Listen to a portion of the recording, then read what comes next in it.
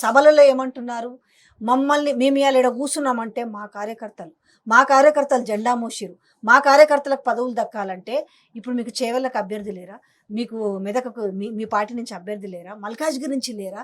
మీకు జెండా మోసినోళ్ళు లేరా? ఎందుకు మళ్ళా నువ్వు గదే మాట గానించే మళ్ళీ నేను చెత్తను తెచ్చుకుంటా అనేది అది కాదు. ఏది బీఆర్ఎస్ నేతృత్వంలో జరిగింది దురాగతము, ఏది దౌర్జన్యము, ఏది పార్టీ ఫిరాయింపులు అనేది వ్యభిచారం అయితే, రాజకీయ వ్యభిచారం అయితే, దాన్నే నువ్వు ఒక ఐడియల్ పాత్గా ఎట్లా యాక్సెప్ట్ చేస్తావు? అట్లీస్ట్ కేసీఆర్ కొంతమందిని చేర్చుకొని వర్టికల్గా పార్టీలో ఒక స్ప్లిట్ లాగా మార్చిదాన్ని. అఫ్కోర్స్ కేసీఆర్ దగ్గర చేరిన వాళ్ళు కూడా వాళ్ళంతా ఒకటేసారి పార్టీ బీఆర్ఎస్లో చేరలేదు, భారీగా చేరినారు. బట్ వాళ్ళందరినీ కలిపి లెజిస్లేచర్ పార్టీ చీలిపోయింది అని స్పీకర్ ద్వారా ఒక ఎట్లా చేస్తాడు? ఇప్పుడు కొత్త చట్టం వచ్చింది కదా, కొత్త తీర్పులు వచ్చింది కదా, supreme court has now interpreted 10th schedule. వాళ్ళు ఏమంటున్నారు? స్పీకర్ కి అన్ఫెటర్డ్ రైట్స్ లేవు. Speaker has to dispose of an application made for disqualification of a member within a maximum period of 6 months అని. రీసెంట్ గా మహారాష్ట్ర క్రైసిస్ లోపల అక్కడ స్పీకర్ కి direction ఇచ్చినారు, you decide about the split in Shiv Sena అని. చచ్చుకుంటూ స్పీకర్ డిసైడ్ చేసినాడా లేదా? ఇప్పుడు దానం నాగేందర్ మీద ఆల్రెడీ వాళ్ళు యాంటీ డిఫెక్షన్ లా కింద అప్లికేషన్ ఇచ్చినారు, ఒక పిటిషన్ ఫైల్ చేసినారు స్పీకర్ దగ్గర. స్పీకర్ ఎంతసేపు దీని మీద how long can he SIT over it? What happens to the legal acumen of the Congress party, I say? With whose direction, with whose guidance he is doing all this? This is what is the heartburn is all about. ఎవడో పోస్ట్ల కోసం అదని ఇదని ఆడే comment పెట్టేస్తారు. ఇప్పుడు ఎట్లా అయిందంటే వీళ్ళకు సోషల్ గ్రూప్ ఉంది, వాళ్ళ పని ఏంటంటే మనలాంటి వాళ్ళు ఎవరైనా మాట్లాడినాం అనుకో నిష్పక్షపాతంగా, మనకు కింద కామెంట్ రూపంలో వీడికి ఏదైనా పోస్ట్ ఇస్తే వీడు సైలెంట్ అవుతాడు, వీడు పోస్ట్ కోసమే ట్రై చేస్తున్నాడు, అందుకోసం వీడికి హార్ట్ బర్న్ అని, లేకపోతే వాళ్ళకు కులతత్వం అంటగట్టడము, గోత్రాలు అంటగట్టడం, ఇవన్నీ ఎంత లుచ్చా రాజకీయాలు. దీనివల్ల నిజమని తేలదా? చెప్పండి. రాజకీయంగా డిఫెక్షన్స్, పార్టీ ఫిరాయింపులు ఒక ఐడియల్ పొలిటికల్ ఫిలాసఫీ అవుతుందా? గతంలో ఒక వ్యక్తి పార్టీ మారడం అనేది ఎంత కష్టమమ్మా. ఓంకార్ గారు సిపిఐఎం నుంచి బయటికి రావడానికి ఎంత కష్టం జరిగింది. కండవాల కంటే కూడా కాస్త టైం లేట్ అవుతుందేమో ఫిజికల్ కండవాళ్ళు కప్పుకోవాలంటే, వీళ్ళకి డిజిటల్ కండవాల రూపం వచ్చేసింది ఇప్పుడు. కరెక్ట్. తర్వాత ఎవడైతే కాంగ్రెస్ ను చీల్చి చెండాడినాడో, ఎవరైతే కాంగ్రెస్ కార్యకర్తల్ని చాలా నానా హింసలకు గురి చేసినారో, ఎవరైతే పూర్తిగా అప్రతిష్ట పాలైనారు, బీఆర్ఎస్ లో కేసీఆర్ కి పూర్తి అనునాయులుగా ఆంతరంగికులుగా ఉన్నవాళ్ళు బయటికి వచ్చేసేసి ఒక్క నిమిషంలో కృతజ్ఞత లేకుండా ఏది పడుతుందో మాట్లాడతాడమ్మా. రంజిత్ రెడ్డి ఏం మాట్లాడినాడు, దానం నాగేందర్ ఏం మాట్లాడినాడు? అసలు వీళ్ళ మాటలలో ఏమన్నా నమ్మకం ఉందా? వీళ్ళు ఏమంత పెద్ద గొప్ప ఐడియాలజీకి వీళ్ళు ప్రొపౌండర్స్ చెప్పండి. Who knows who is Ranjith Reddy? But for KCR he has got some identity. Danam Nagender గెలిచిండేవాడా Congress లో ఉంటే? గతంలో ఒకసారి 2004లో ఇట్లనే ఎమ్మెల్యే దానికి పెద్ద మారల్ ప్రిన్సిపల్ అని రాజీనామా పెట్టినాడు ఆసిఫ్ నగర్ లో. మళ్ళీ గెలిచినాడా? చిత్తుగా ఓడిపోయినాడు. ఏది ఇప్పుడు రాజీనామా చేసి గెలవండి. అయినా ఒక పార్టీ శాసనసభ్యుడికి ఇంకో ఆ పార్టీ నుంచి వచ్చిన పార్టీ సభ్యత్వానికి రాజీనామా చేయలేదు, ఆ పార్టీ నుంచి వచ్చిన ఎమ్మెల్యే పదవికి రాజీనామా లేదు. మన పార్టీ తరఫున అతను ఎట్లా ఎంపీ అభ్యర్థి అవుతాడు? ఎట్లయితాడండి? అంటే కార్యకర్తలను ఎట్లా హానెస్ట్ గా పనిచేసి ఎట్లా గెలిపించుకోవాలి? ఎవ్వడు పనిచేయడు. యాదకించుకో, కాంగ్రెస్ లో చాలా డిస్కాంటెంట్ ఉంది ఆన్ దిస్ ఇష్యూ.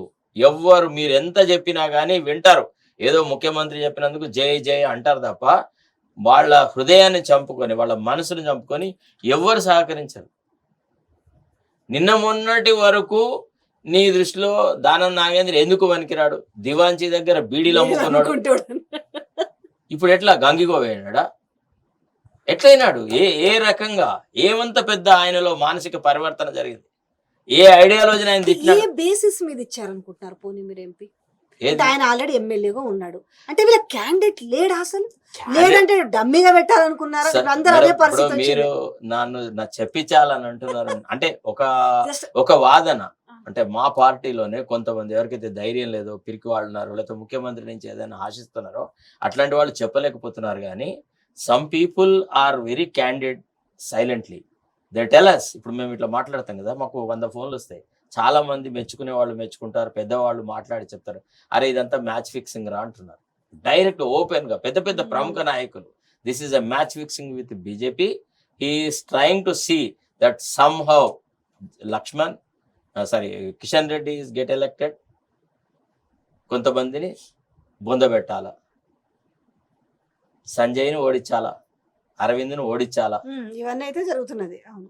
ఒక పథకం ప్రకారంగా జరుగుతున్నటువంటి ఈ ప్రక్రియ how this is going to strengthen secular forces in our state. నువ్వు కమ్యూనల్ పార్టీకి బీజేపీకి ఉపయోగకరంగా ఉన్నటువంటి పనులు చేస్తూ కాంగ్రెస్ ఐడియాలజీని అమలు చేస్తున్నాను ఎట్లా అనగలవు? Rather our party has become a satellite or rather a splinter group of TDP. ఇవాళ కాంగ్రెస్ యొక్క core Congress leaders, core Congress party అనేది ఐడెంటిటీ ఉండదు, ఏ చర్కా గుర్తు, ఏ కాంగ్రెస్ భావజాలం ఉండదు, అదంతా పోయి ఈ అమ్మ డిఫెక్టెడ్ టీడీపీ లీడర్స్ యొక్క సమాగమం అయిపోతుంది. రాను అసలు గాంధీ భవన, ఎన్టీఆర్ భవన అర్థం కాని పరిస్థితి. అందుకనే మీకు టీడీపీ పునరేకీకరణ జరుగుతుంది అనే విషయాన్ని కూడా అంటే ఇప్పుడు గతంలో కూడా టీడీపీలో ఉన్న వాళ్ళు కాంగ్రెస్ చేరినారు, కాంగ్రెస్ ఉన్న టీడీపీలో ఏమైనా జరిగినా కూడా ఇది వాస్తవమేనా? జనరల్ గా అనుకుంటున్న చర్చ బయట రేపు, ఎందుకంటే బీజేపీ అనుకున్న దానికంటే ఎక్కువ ఒక 5 సీట్లు దాటినా కూడా వాళ్ళ స్టెప్ వేరే రకంగా ఉంటది. కాబట్టి నేనంటూ పిలిస్తే కొంతమంది కరుడు కట్టిన కాంగ్రెస్ వాదులు రారు. రేపు నేనంటూ పిలవడానికి నాకంటూ ఒక ఫిగర్ కావాలి కాబట్టి ఆ ఫిగర్ నంతా ఆయన ఏకీకరణ చేసుకుంటున్నారు. చెప్పాలమ్మా, తెలుగులో ఒక పద్యం ఉంది, ఏమనంటే పాలను కలిసిన జలమును పాల విదంబుననే ఉండు పరికింపంగా, కానీ పాల చెవి చెరచుటం కావున పాలసుడగు అని నమ్మొద్దురా అంటారు. అంటే పాలల్లో కలిసేటువంటి జలం పాలలాగే ఉంటుంది. ఈ డిఫెక్టర్స్ అందరూ అవకాశవాదులు. అక్కడ ఇవాళ వాతావరణం అనుకూలంగా లేదు కాబట్టి ఈ పార్టీలోకి వస్తారు. ఒక్కసారి ఇక్కడ కంఫర్టబుల్ వాతావరణం వచ్చిన తర్వాత వీళ్ళే రేవంత్ రెడ్డిని ముందు తిట్టే వాళ్ళ ముందు లైన్లో ఎవరు ఉంటారంటే వీళ్ళే ఉంటారు. మేము ఏదో ఆశించి వచ్చినాం కానీ ఈ ముఖ్యమంత్రి అంతా ఒంటెద్దు పోతున్నారని మా జనరల్ కార్యకర్తలు మాట్లాడనే మాట వీళ్ళే అంటారు, ఈ అవకాశవాదులే అంటారు. మా వాళ్ళు కొద్దిగా ముందు వెనక ఆలోచిస్తారు, ఎందుకంటే మన పార్టీ ముఖ్యమంత్రి రాబాయ్ మనకు అని సహజంగా ప్రేమ అభిమానాలు ఉంటాయి. కానీ ఈ అవకాశవాదులకి ఏముంటదమ్మా, వీళ్ళు అన్ని ఇచ్చిన తండ్రి లాంటి కేసీఆర్నే బూతులు తిట్టి ఇక్కడికి వచ్చినారు. వీళ్ళల్లో ఒక్కడన్నా కేసీఆర్ యొక్క దయాదాక్షిణాలు లేకుంటే శాసనసభ్యులకు గెలుద్దురా? రంజిత్ రెడ్డి ఎంపీ అవునమ్మా, జిందగీలో ఎవరికి తెలుసమ్మా? అట్లాంటి వాడు సిగ్గు ఎగ్గు లేకుండా నువ్వు చేయరబ్బా, నాకు రాజకీయంగా నాకు అవసరం ఉంది, రూలింగ్ పార్టీలో ఉంటే నేను అది చేస్తా ఇది చేస్తా. పోనీ ఇప్పుడు టర్మ్ అంతా అయిపోయింది. ఇప్పుడు మొదట్లో సబితా ఇంద్రారెడ్డి గారు వీళ్ళు చేరినప్పుడు ఇంకా 4 సంవత్సరాలు మేము శాసనసభ్యులుగా ఉండాలి, మా నియోజకవర్గాల అభివృద్ధికి మాకు అవసరము కాబట్టి మేము చేరుతున్నాము అని అంటే సరే లేదు, ఓకే, ఇట్స్ ఆల్ రైట్, నియోజకవర్గం కోసం చేరుతున్నారేమో అని అర్థం చేసుకోవాలి. మొత్తం టెన్యూర్ అయిన తర్వాత అక్కడ టికెట్ తీసుకొని అక్కడ మీటింగ్లో పార్టిసిపేట్ అయ్యి ఆ టికెట్తో నేను గెలవలేనని తెలుసుకొని ఇక్కడికి వచ్చి టికెట్ తీసుకొని క్యాండిడేట్ ఒక్కడే కదా, అదే కదా. ఎట్లా అంటే ఈ లాజిక్ అంటే తెలంగాణ ప్రజలంటే అంత చులకనా లేకపోతే వాళ్ళకి అంత దిమాక్ ఉండదనా? అంటే నువ్వు ఆ పార్టీలో గెలవలేవట, ఈడికి వస్తే గెలుస్తావంట, అట్లా ఎట్లయితుంది అంటున్నాను. అంటే అట్లా కాదమ్మా, ఇప్పుడు ఐశ్వర్యరాయ్ బట్టలు కట్టుకుంటే ఐశ్వర్యరాయ్ అవుతారా? ప్లీజ్ చెప్పండి ఒక్కసారి. మనలో ఆమె తొడుక్కొని విడిచిపెట్టిన బట్టలు కొన్ని ఉన్నాయి, అవి ఎవరన్నా మహిళలు దొడుక్కొని నేను ఐశ్వర్యరాయని అంటే అవుతారా? సమాజం ఒప్పుకుంటుందా? సొసైటీ ఒప్పుకుంటుందా? యాక్సెప్ట్ చేస్తుందా? రికగ్నైజ్ చేస్తారా? వీళ్ళు కాంగ్రెస్ కండువాలు కప్పుకుంటే వీళ్ళు కాంగ్రెస్ వాళ్ళలాగా వీళ్ళు కాంగ్రెస్ కార్యకర్తలు ఎందుకు యాక్సెప్ట్ చేస్తారు?